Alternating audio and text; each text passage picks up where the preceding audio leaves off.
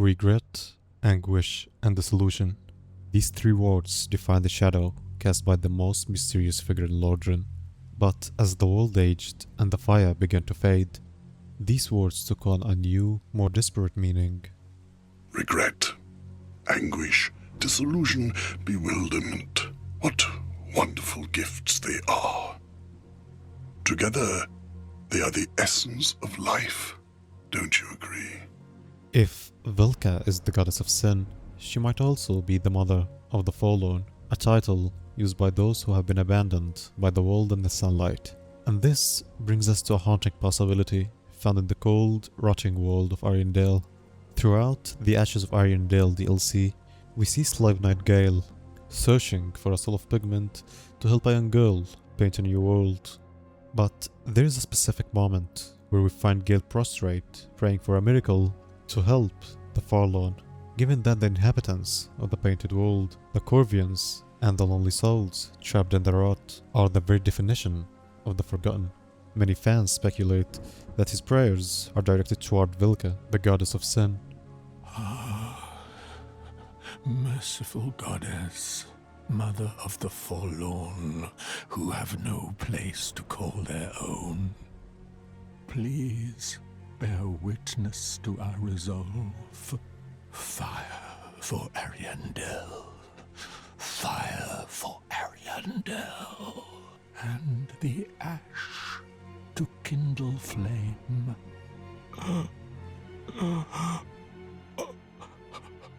We kindle the flame to preserve a world of light, but Velka's children have been left rot in the cold. To the gods, the fire is everything, but to the fallen, the fire is the very thing that abandoned them.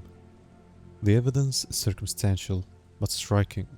The painted world is filled with crow demons, the same creatures that are deeply tied to Velka's imagery. If Velka is indeed the mother of the fallen, it would change her role from a cold judge to a guardian of the outcasts. It suggests that while the other gods demanded humans burn themselves to keep the fire going, Velka might have been offering a different path, a sanctuary for those the holy world deemed unclean. Whether she is literally the mother figure Gale cries out to, or simply the only deity who bothered to look after the abandoned, it positions her as a primary alternative for Gwen's fading order. She becomes the goddess of the lost, providing a home for those who have no place in the sun. But before we continue, I just want to thank you for the really nice comments you guys wrote on the recent videos. That really means a lot to me. And this time we are so close to hit 100 subscribers, so thank you guys again for your support, and let's get back to our topic. So, to understand why Velka is so dangerous to the other gods, we have to take a look at the source of her power. In the world of Dark Souls, there is a fundamental divide between how humans and gods channel the supernatural. Most deities grant their followers miracles fueled by faith. Faith is the power of stories. It is the act of believing so strongly in a legend or a lineage that your sheer conviction manifests as light or lightning. But Velka operates on a different frequency. Her primary tool, Velka's talisman, is a complete anomaly. While it allows the user to cast miracles, it doesn't care about your faith. It scales entirely with intelligence. This isn't just a gameplay mechanic, it is a massive lore statement. In this universe, intelligence is the domain of sorcerers. It represents the study of logic, the observation of the stars, and the mastery of the physical laws of reality. By making her miracles scale with intelligence, Velka is effectively stripping away the religion of the gods. She is suggesting that sin and absolution aren't matters of spiritual worthiness. They are matters of cosmic law. To Velka, the world is a giant machine of cause and effect. If you commit a crime, it is a logical error that must be corrected. You don't pray to her for forgiveness because you love her. You seek her out because you recognize the objective reality of your debt. This is likely why she was feared by the other gods. Faith is easy to control. You just have to control the story. But intelligence, on the other hand, is about seeking the truth, and the truth in Lordran is often ugly. But there's no salvation here. You'd have done better to rot in the undead asylum. But too late now. Velka represents a divine logic that exists independently of Gwen's throne. She doesn't need your worship to exist, because the laws of sin remain true whether you believe in her or not. As the world falls into chaos, more people sin, more names enter the book of the guilty, and the logic of sin becomes the only thing left standing. She is the goddess of the cold, hard truth in a world built on golden lies.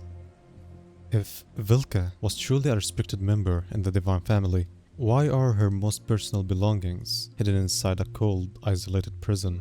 To find the truth about her heretic status, we have to look inside the painted world of Aramis. The painted world isn't a museum.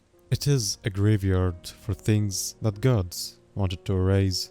It is where they put the forbidden, and it's here, tucked away in an annex guarded by her own crow demons, that we find Velka's rapier and the miracle vow of silence. The rapier is one of the most significant items in her story. Most holy weapons are divine, designed to hunt the undead, but Velka's blade is occult in the logic of Dark Souls. Occult is the anti-god element. It deals extra damage to the children of Gwen, the inhabitants of Anolondo. By carrying an occult weapon, Velka wasn't just staying prepared, she was signaling that she was ready and able to execute the gods themselves if they broke the law. Then there is Vow of Silence. The description tells us it is a secret rite of the black-haired witch Velka. This miracle creates a zone where no one can cast magic. It literally silences the prayers of the faithful. This is why she's called the heretic deity. She didn't just disagree with the gods, she created the specific tools needed to naturalize them. Think about the environment of the painted world. It is filled with the crow demons, creatures that were once human, but were so devoted to Velka that they took on her avian form. They are protectors of the forbidden, living in exile alongside the Dark Ember, which is used to forge the very occult weapons the gods feared. This suggests a massive, ancient conflict. Velka likely saw that the gods were committing a sin by artificially extending their age of fire. When she tried to hold them accountable, they locked her followers and her weapons inside a painting, hoping that the world would forget the goddess who dared to judge the divine. But as we know, the goddess of sin cannot be silenced so easily. Now let's take a look at her primary representative, Oswald of Karim. You find him standing in the shadows of the bell tower, draped in black robes and wearing a sharp, bird-like mask. Oswald is the only character who gives a voice to Velka's cult system. He doesn't greet you with a blessing, but with a haunting laugh and a simple truth. It is only human to commit a sin. Oswald is a partner, a divine accountant. While the other gods demand worship, Oswald just demands payment. If you strike an innocent or break a vow, the world turns against you. And Oswald is the only one who can fix it. For a price in souls, he resolves your sin. He doesn't care if you are sorry. He only cares if you can pay the debt. But Oswald isn't just there to help. He is also the one who sells indictments, the tools used to report criminals to the book of the guilty. By selling these, he ensures that the cycle of punishment never ends. He sits at the very start of your journey, waiting for you to fail, proving that in Velka's world, justice isn't about morality, it is about balancing the books. Then, in Dark Souls 2, the world has moved on. The names Gwen, Guinevere, and Seth have been lost to time, replaced by new legends. But while the other gods vanished, Velka's system remained. If you travel to Brightstone Cove Sildora, you find an NPC named Cromwell, the Pardoner. He stands in the attic of a secluded chapel, surrounded by the corpses of those who likely died, seeking his help. Cromwell wears the Judgment set, which is identical to the robes worn by Oswald in the first game. However, the description of this armor has changed in a chilling way. It now says it honors an ancient goddess who governed Sin, but explicitly states that her name is long forgotten. This is a massive lore shift. In the first game, Velka was a heretic, but people still knew her name. By the time of Drangleic, her name has been erased, yet her partners still exist. They are like a ghost organization, carrying out the rituals of a goddess they can no longer name. Even more interesting is the presence of Ornifex. She is a crow person, identical to the crow demons found in the painted world of Hermes. Unlike the hostile versions we fought before, Ornifex is a master blacksmith who creates powerful weapons from the souls of bosses. She mentions that her technique was taught to her people by a strange being who once inhabited their lands. It is said that our technique originates from a strange being that inhabited this land. A pale beast that lived long ago. We don't even know what exactly it was. While she doesn't name Velka, the connection is undeniable. If the crow people are Velka's chosen followers, then Velka didn't just disappear after the first game. She ensured her followers carried her secrets across the ages. Even without her name, her judgment continues to haunt the world. The fact that her influence survived while the great gods were forgotten suggests that Velka's power isn't tied to sunlight or fire. It is tied to the human condition. As long as there is a sin, there will be a need for a partner. Velka didn't need a statue in every city to remain relevant. She just needed the world to remain guilty. Now, let's talk about why Velka was labeled as a heretic. First, we have to look at the most prominent gap in the history of Anor Londo. Every great lord has a family, and Gwyn, the Lord of Sunlight, is no different. We know of his sons, the Nameless King and Gwendolyn, and his daughter Guinevere, but the history books are suspiciously silent about their mother. There is a massive theory that Velka is the unnamed Queen of Sunlight. This isn't just a wild guess. The evidence is written into the architecture of the world. In the first game, the statue in the Sunlight Altar, the one dedicated to Gwen's firstborn, shows a woman holding a child. While many assume that this is just a generic queen, her features and the context of her erasure from history mirror Velka's own status as rogue deity. If Velka was Gwen's queen, it explains why her influence is so deeply embedded in the divine legal system. Consider the Nameless King. He was stripped of his deific status and erased from history for teaming up with the dragons, the ancient enemies of Gwen. If Velka was his mother, her heresy might have been supporting her son's choice, or perhaps she was the one who taught him that Gwen's war was a sin in itself. There is also the matter of Gwendolyn. He is the only child of Gwen, born with an affinity for the moon and a physical deformity. In Dark Souls, the moon is often associated with intelligence and sorcery, the very things Velka governs. If Gwendolyn inherited his lunar powers from his mother, it would explain why he managed the Blades of the Dark Moon using Velka's records. And if Velka was the queen, her transition from the goddess of sunlight to the goddess of sin was the ultimate act of divorce. She saw the corruption in her husband's kingdom, saw the sin in the first flame, and chose to walk away into the shadows. Gwen couldn't kill her, so he did what he could do. He removed her name from every statue and turned her into a heretic that no one is allowed to worship. If you look closely at the very beginning of the story, you'll find that Velka isn't just a background character. She might be the reason the game happens at all.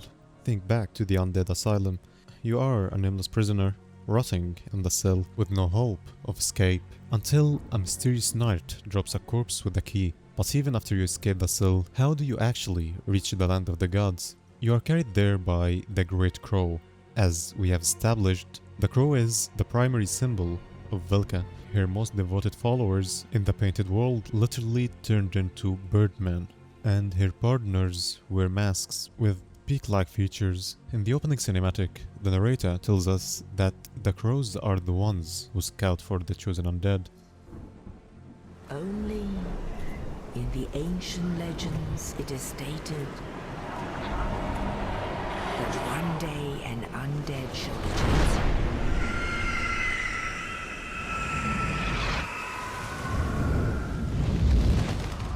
To leave the undead asylum in pilgrimage to the land of the ancient lords. If the Great Crow is an agent of Velka, it means she is the one choosing who gets to enter Lodran. So why would the goddess of sin want to bring a human to the land of the gods? A traditional story says that we are there to succeed Gwen and blink the fire. But if Velka is a rogue deity who carries a gut-killing rapier, her goals are likely much darker. By bringing the undead to Lordran, she is essentially sending an executioner. She knows that for a human to reach the kiln of the first flame, they must first hunt down and kill the lords, Nito, the Witch of Izalith, and Gwyn himself. So, is that chosen undead prophecy is a trap set by Velka? If the gods committed the ultimate sin by breaking the natural cycle of the world, then their deaths aren't just a tragedy, they are a court-order sentence. Velka couldn't kill the gods herself without starting a cosmic war, so she used her crows to find a human strong enough to do it for her. Every time the Great Crows picks up an undead, it's not an act of mercy. It is a summons. You aren't being saved, you are being recruited as a bounty hunter for the goddess of sin. And she provided the list of targets through her Book of the Guilty, and she sat back in the shadows to watch as you wiped out her former family. By the time we reach the end of the trilogy, the gods are almost entirely gone, but Velka's fingerprints are found in the most powerful organization left in the world, the Sable Church of Londo. The Sable Church, led by Yuria and her sisters, has one goal: to usurp the first flame and usher in an age of hollows. While most religions in the world have collapsed, the Sable Church is thriving, and their doctrine seems to be built entirely on Velka's secret teachings. The evidence is in their magic. In Dark Souls 3, the miracle Vow of Silence is no longer just a rogue rite. It is explicitly a core miracle of the Sable Church. We also see that the church's leaders use weapons and gear that mirror the partners of the past. They operate out of the shadows, they value intelligence and hidden knowledge, and they show a complete lack of fear toward the divine. But the connection goes deeper than just items. The Sable Church believes that hollowing is the true face of humanity. They don't see it as a curse to be cured, but as a state to be mastered. Remember Velka's statue in the Undead Settlement? It is the only place in the world where you can request the solution to reset your hollowing. If Velka is the only deity who can manipulate the state of hollowing, she is effectively the patron saint of the undead. This leads to the theory that Velka is the secret mother behind the Sable Church's founders. While Kath, the primordial serpent, provided the plan, Velka likely provided the tools. She taught them that the sin of the world is the fire itself, and the only way to achieve true justice was to take that fire and give it to the hollows, the people the gods had abandoned. In the usurpation of fire ending, you don't put out the flame and you don't let it fade. You basically steal it. You become the lord of the hollows. If Velka is the architect of this path, then she has finally won. She moved from being a judge in Gwen's court to being the hidden hand that guided humanity to overthrow the heavens and claim the world for themselves. So, who is Velka? After looking at the evidence across 3 games, we are left with a figure that is far more than a simple goddess of sin. She is the ultimate outsider. She is a deity who saw that the world was broken, not by the humans she judged, but by the gods who sat on the thrones. Is she a villain? From Gwen's perspective, absolutely. She is the heretic who kept a god-killing blade in her chambers. She is the wife who potentially betrayed her husband to side with her exiled son. And she is the judge who decided that the entire Age of Fire was an illegal extension of a natural cycle. But from the perspective of the player that chose an undead, the bearer of the curse, and the Ashen One, Velka might be the only honest god in the series. And if you are still watching up until this part of the video, I want to thank you so much, and I'll see you in the next one. Have a nice day.